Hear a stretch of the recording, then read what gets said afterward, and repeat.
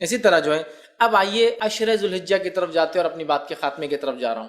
کہ یہ تو پوری باتیں میں نے لے لی، اب وہ 10 دن کے بارے میں ہم بات کرتے ہیں۔ عشرہ ذوالحجہ جس کو کہتے ہیں، مطلب فرسٹ 10 days آف ذوالحجہ، حج کے مہینے کے پہلے 10 دن، ان ایام کی بڑی فضیلت ہے، یاد رکھیے۔ پہلے ذوالحجہ سے لے کر یوم النحر، مطلب 1 تاریخ سے لے کر 10، اور 10 کے دن ہم کیا مناتے ہیں؟ عید مناتے ہیں، یاد رکھیے، بقرعید جس کو کہتے ہیں عام زبان میں، ٹھیک ہے؟ تو یہ 10 دن کی فضیلت کیا ہے اس کی طرف ہم بڑھتے ہیں۔ تو ذوالحجہ کے پہلے 10 دن کی فضیلت کے تعلق سے نبی اکرم صلی اللہ علیہ وسلم فرماتے ہیں، صحیح بخاری کی روایت ہے، غور سے سنیے کتنی فضیلت ہے ان دنوں کی، جس کو ہم بہت ایزی، بہت آسان اور بہت معمولی سمجھتے ہیں۔ حدیث کے الفاظ ہے، ذوالحجہ کے ابتدائی 10 دنوں کے مقابلے میں دوسرے کوئی ایام ایسے نہیں جن میں نیک عمل اللہ کو ان دنوں سے زیادہ محبوب ہو۔ مطلب ذوالحجہ کی پہلی 10 تاریخ میں جو اعمال انسان کرتا ہے اللہ کو اتنے پسند ہے کہ اتنا پسند اللہ کو باقی دوسرے دنوں میں کیے گئے اعمال محبوب نہیں ہیں۔ صحابہ کرام نے عرض کیا، اللہ کے رسول صلی اللہ علیہ وسلم کیا جہاد بھی نہیں؟ تو فرمایا اللہ کی راہ میں جہاد بھی افضل نہیں ہے۔ مطلب اتنا افضل ہے اس مہینے میں اعمال کرنا کہ ایک آدمی عام دنوں میں اگر جہاد بھی کرے تو ان دنوں میں کیے گئے اعمال کی برابری نہیں کر سکتا۔ تو آپ نے ہاں جہاد بھی نہیں سوائے اس مجاہد کے جو اللہ کی راہ میں نکلے، جان بھی لے جائے، مال بھی لے جائے، جان بھی چلی جائے، مال بھی چلی جائے، وہ زیادہ افضل ہے، باقی کوئی عمل افضل نہیں ہے۔ مطلب ذوالحجہ کے پہلے 10 دن میں آپ جو عمل کریں گے وہ عمل جہاد سے بھی زیادہ افضل ہے۔ صرف اس مجاہد کے مقابلے میں ہمارا عمل کم ہوگا ان 10 دنوں کا جو مجاہد جان مال دونوں لے کے جائے اور کھپا دے، مطلب ختم ہو جائے، ورنہ باقی سارے اعمال ان دنوں میں افضل ہے۔ تو گویا پتہ چلا ان دنوں میں کیے گئے اعمال سب سے افضل ہے، یاد رکھیے سب سے افضل ہے۔ تو آپ جب پتہ چل گیا سب سے افضل ہے تو ہمیں خوب کوشش کرنا چاہیے۔ اور اس کے تعلق سے حافظ ابن حجر عسقلانی رحمہ اللہ لکھتے ہیں کیوں اللہ نے ان ایام کو سب سے افضل بنایا ہے، اور بڑی اچھی بات لکھتے ہیں، اور بڑی اچھی حکمت وہ لکھتے ہیں، اور وہ فرماتے اور کہتے ہیں اللہ تعالیٰ نے عشرہ ذوالحجہ، پہلے ذوالحجہ کے پہلے 10 دنوں کو اس لیے فضیلت اور شان اور شوکت بخشی ہے، اس کا سبب یہ وہ لکھتے ہیں یہ وہ دن ہیں جن میں ساری عبادتیں ایک ساتھ مل جاتی ہے، یہ وہ ایام ہے، یہ وہ مہینہ ہے جس میں ساری عبادتیں مل جاتی ہے۔ توحید تو ہے ایک مسلمان چلتا ہے، نماز، روزہ، صدقہ اور حج، سب چیزیں ایک ساتھ آتی ہے اس مہینے کے اندر۔ اس کی اسپیشلٹی ایسا ہے، اور کوئی مہینہ نہیں ہے سال کا جس میں ساری عبادتیں ایک ساتھ آئیں۔ آپ بولیں گے روزہ کہاں سے آ گیا؟ میں آگے آ رہا ہوں روزے کی طرف۔ اس دن نفل روزہ رکھ سکتے ہیں آپ ان 10 دنوں کے اندر، آگے میں رکھوں گا انشاءاللہ۔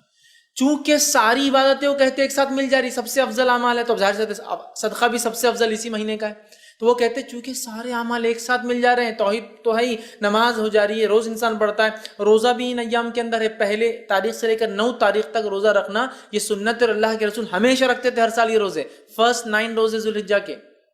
پہلے 9 دن کے روزے، 10ویں دن تو عید ہے، ٹھیک ہے، رکھتے تھے۔ تو روزہ بھی مل گیا، نماز بھی مل گئی، توحید پر انسان تھا، صدقات بھی کرے چونکہ سب سے افضل عمل ہے، اور اس میں حج بھی آ جاتا ہے، سارے ارکان ایک ساتھ آ رہے ہیں۔ تو وہ کہتے ہیں اس وجہ سے اللہ نے یہ حکمت ہو سکتی ہے کہ ان 10 دنوں کو اتنی زیادہ اہمیت دی، اور واقع میں ایسا اور کبھی نہیں ہوتا، یاد رکھیے۔ تو ان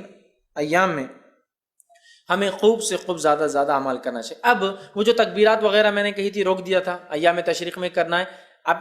عشرہ ذوالحجہ میں بھی تکبیرات کو کہنا ہے، اور پورے 10 دنوں تک، اور باقی کے 3 دن۔ تو آئیے وہ تکبیرات میں سب سے پہلے ہم خوب تکبیریں کہیں۔ مسند احمد کی روایت ہے،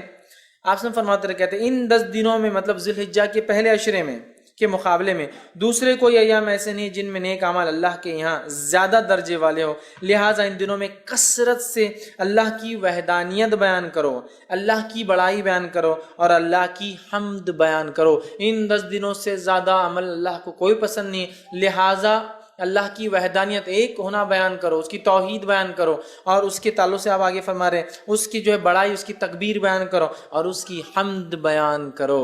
ٹھیک ہے۔ اب آئیے اللہ کی وحدانیت بیان کرنے سے کیا مراد؟ لا الہ الا اللہ یہ کہنا، یہ وحدانیت بیان کرنا ہے نا۔ اسی طرح اللہ کی جو تکبیر بیان کرنے سے کیا مراد؟ اللہ اکبر کہنا، اور دیگر تکبیرات جو اللہ کی بڑائی بیان کرتی ہے وہ کہنا۔ اسی طرح جو اللہ کی حمد بیان کرنے سے کیا مراد؟ اس کی تعریف بیان کرنا، ہر چیز کے اوپر اس کی پاکی اور اس کی تعریف بیان کرنا، یہ اس سے مراد ہے۔ اور پہلے ذوالحجہ سے لے کر 10 ذوالحجہ تک جو تکبیرات کہتے ہیں ان تکبیرات کو مطلق کہا جاتا ہے، یاد رکھیے۔ تو پہلے ذوالحجہ سے لے کر 9 ذوالحجہ تک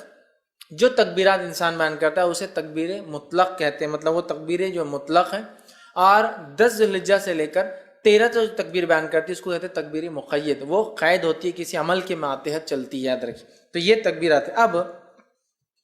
کیا تکبیرات بیان کریں؟ تو آئیے پہ کچھ چند تکبیرات جو ثابت ہے وہ آپ کے سامنے رکھ رہا ہوں، جو ہم بیان کر سکتے ہیں۔ پہلی روایت مصنف ابن ابی شیبہ کی ہے، اس کے اندر آتا ہے کہ آپ جو تکبیر بیان کر رہے ہیں بڑائی وہ ہے اللہ اکبر اللہ اکبر اللہ اکبر لا الہ الا اللہ واللہ اکبر وللہ الحمد۔ یہ سب سے کامن ہے جو ہم لوگ عموماً کرتے ہیں۔ اللہ اکبر اللہ اکبر اللہ اکبر 3 بار ہے۔ لا الہ الا اللہ، نہیں کوئی معبود سوا اللہ، اللہ بڑا ہے اللہ بڑا ہے اللہ بڑا ہے، نہیں ہے کوئی معبود سوا اللہ کے، واللہ اکبر اور اللہ بڑا ہے، وللہ الحمد اور ساری تعریف اللہ کے لیے۔ تکبیر اور اللہ کی حمد دونوں ایک ساتھ آ گئی، یہ سب سے مشہور اور معروف ہے، یہ آپ پڑھ سکتے ہیں۔ دوسرا جو پڑھ سکتے ہیں جو ثابت ہے وہ یہ ہے الفاظ اللہ اکبر کبیرہ، ٹھیک، اللہ اکبر کبیرہ والحمد للہ کثیرہ وسبحان اللہ بکرۃ واصیلا۔ دوسرا آپ یہ کر سکتے ہیں اللہ اکبر کبیرہ والحمد للہ کثیرہ وسبحان اللہ بکرۃ واصیلا، یہ آپ دوسرا کر سکتے ہیں۔ تیسرا آپ جو کر سکتے ہیں اللہ اکبر اللہ اکبر اللہ اکبر کبیرہ، اللہ اکبر اللہ بڑا اور اللہ سب سے بڑا ہے، یہ بھی ثابت اللہ اکبر اللہ اکبر کبیرہ، ٹھیک ہے۔ اس کے علاوہ جو ثابت ہے فتح الباری میں جو روایت آتی ہے اس میں یہ ہے اللہ اکبر اللہ اکبر کبیرہ اللہ اکبر، یہ الفاظ بھی جو ہے آپ ادا کر سکتے ہیں۔ اس کے علاوہ ایک اور جو الفاظ ثابت ہے وہ یہ ہے سبحان اللہ والحمد للہ لا الہ الا اللہ واللہ اکبر وللہ الحمد۔ یہ تمام تسبیحات آپ کثرت سے ان ایام میں پہلے سے لے کر 13 تک کثرت سے بیان کر سکتے ہیں۔ صحابہ کا ان ایام میں کیا معمول تھا، جو میں نے رکھا تھا نا کہ تکبیرات آپ نہیں پڑھتے، وجوہات شرم آتی فلاں، صحابہ کا کیا معمول تھا؟ آئیے امام بخاری نقل کرتے ہیں کہ عبداللہ ابن عمر رضی اللہ عنہما اور ابو ہریرہ رضی اللہ عنہ، یہ دونوں صحابی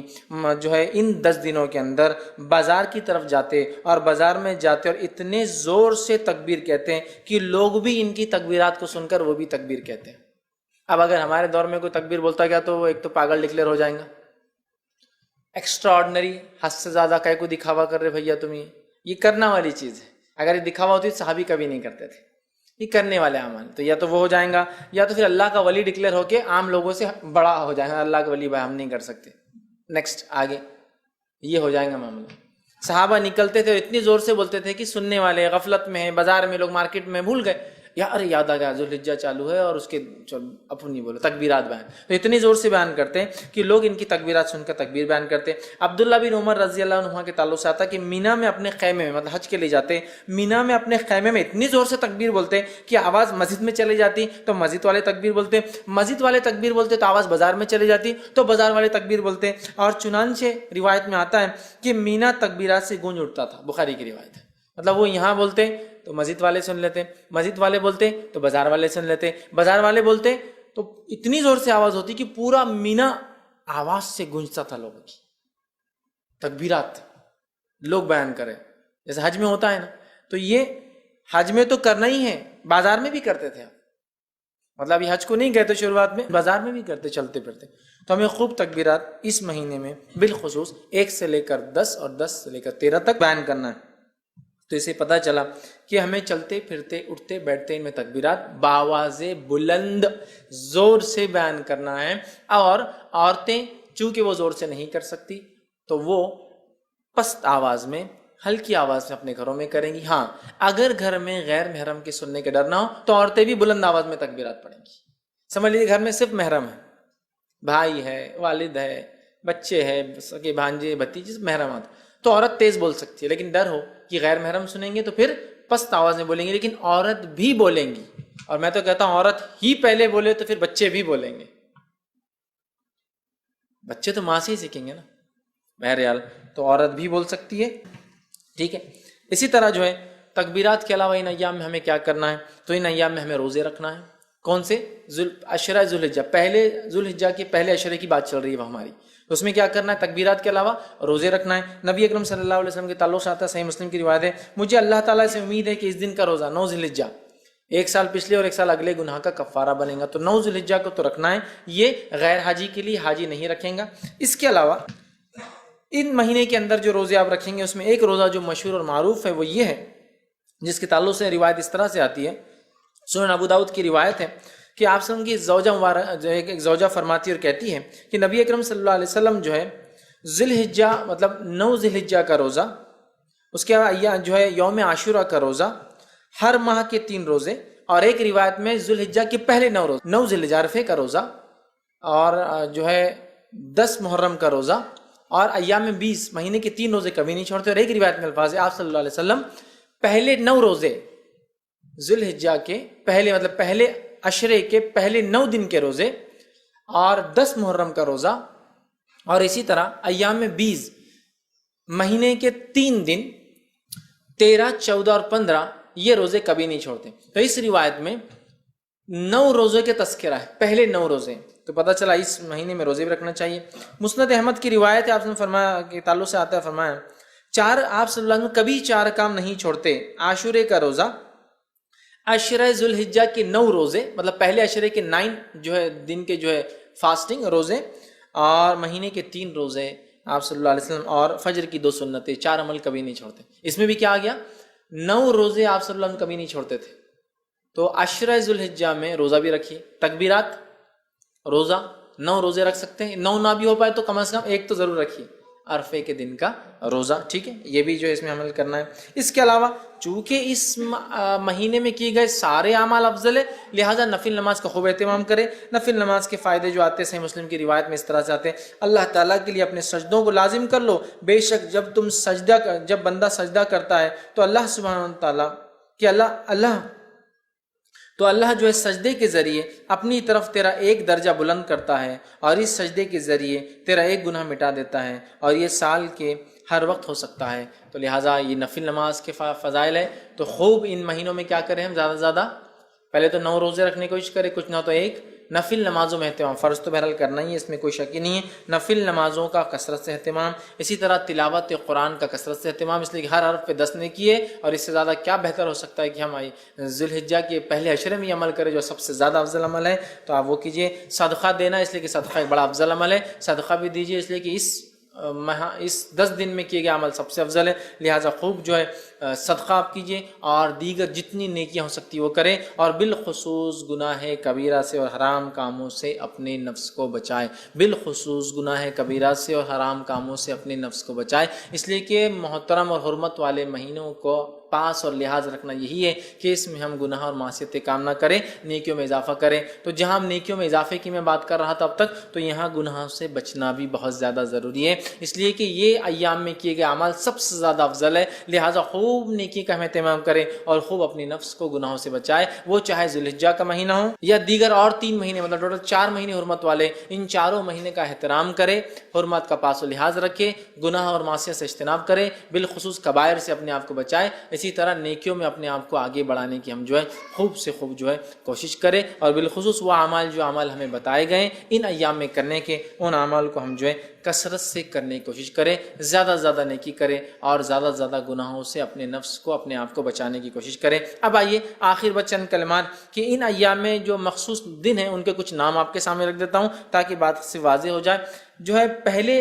عشرے کو جو ذی الحجہ کا ہوتا ہے یا ذی الحجہ کا ہوتا ہے اسے کہتے ہیں عشرہ ذی الحجہ۔ تو عشرہ ذی الحجہ، عشرہ کا معنی 10 ہوتا ہے، تو عشرہ ذی الحجہ بولے تو بعد کے 10 دن یا آخر کے 10 دن نہیں یاد رکھیں، جب بھی روایت میں آئیں گا عشرہ ذی الحجہ تو معنی ہے پہلے 10 دن، فرسٹ 10 days، ٹھیک ہے۔ اس کے علاوہ دوسرا جو ہے یوم الضحیٰ، یہ جو ہے عید الاضحیٰ کے دن کو کہتے ہیں یوم الضحیٰ۔ اسی طرح جو ہے ایک اور دن ایام معلومات، جو ہم نے ابھی دیکھا قرآن کی آیت میں جو ہے، جو سورہ حج کی آیت میں 27 میں، وہ ہے 10، 11، 12 اور 13، یہ ایام معلومات ہیں، ان کو ایام معلومات بھی کہا جاتا ہے کہ ایام معلومات مطلب 10 ذی الحجہ، 11 ذی الحجہ، 12 اور 13 ذی الحجہ۔ اسی طرح ایام تشریق 11 ذی الحجہ، 12 ذی الحجہ اور 13 ذی الحجہ کو کہا جاتا ہے۔ اسی طرح یوم عرفہ 9 ذی الحجہ کو یوم عرفہ کہا جاتا ہے۔ اسی طرح یوم النہر 10 ذی الحجہ کو، عید کے دن، یوم النہر مطلب قربانی کا دن، خون بہانے کا دن، تو یوم النہر 10 ذی الحجہ کو کہا جاتا ہے، عید کے دن کو کہا جاتا ہے۔ اسی طرح جو ہے یوم الترویہ کہا جاتا ہے 8 ذی الحجہ کو، جب جو ہے حاجی جو ہے مینا میں جو قیام کرنے آتے ہیں، اور یہ بات جو ہے سنن ابو داؤد میں آتی ہے، تو اس کو یوم الترویہ کہتے ہیں، جو 8 ذی الحجہ ہوتے ہیں۔ تو یہ چند نام ہیں۔ اسی طرح جو ہے حسبہ لیلۃ الحسبہ کہتا ہے، ایام تشریق کے بعد جو ایک رات آتی 14 کی، اس کو لیلۃ الحسبہ کہتے ہیں. تو یہ چند نام تھے جو ان دن میں ایام تشریق، یوم النحر، عید الاضحیٰ اور اس طرح سے ہم لوگ سنتے ہیں عام طور سے. تو یہ وہ چند چیزیں تھیں جو میں نے بہتر سمجھی کہ آپ کے سامنے